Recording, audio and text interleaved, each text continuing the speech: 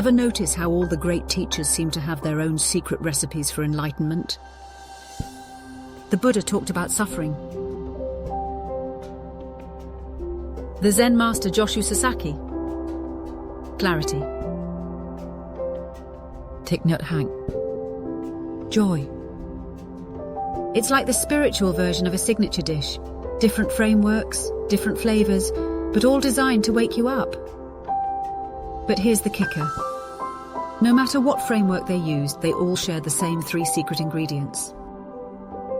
Miss even one, and your path to awakening might end up more like a blindfolded treasure hunt. So what are the 3 things that make any given teaching framework work? First, every teaching framework has to be dualistic. They each have only 2 fundamental states, like suffering and not suffering, clear and not clear, joy and sadness. There's no middle ground. It's a binary switch, near shore or far shore, on or off. Second, one of those states must be universally preferred. Nobody would choose to suffer. Nobody would choose to be confused or sad. In each case, it's obvious which side you'd rather be on.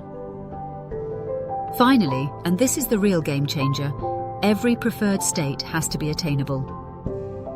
You must be able to learn how to recognize the preferred state and how to reach it.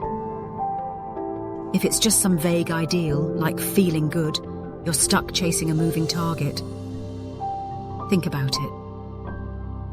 If someone told you enlightenment was just about feeling good, what does that even mean? Are we talking good like a warm cup of tea, or good like winning the lottery? And can you choose to feel that way at will? Probably not.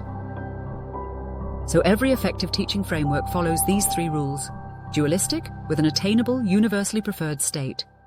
And if it doesn't? Well, it's probably just a feel-good slogan.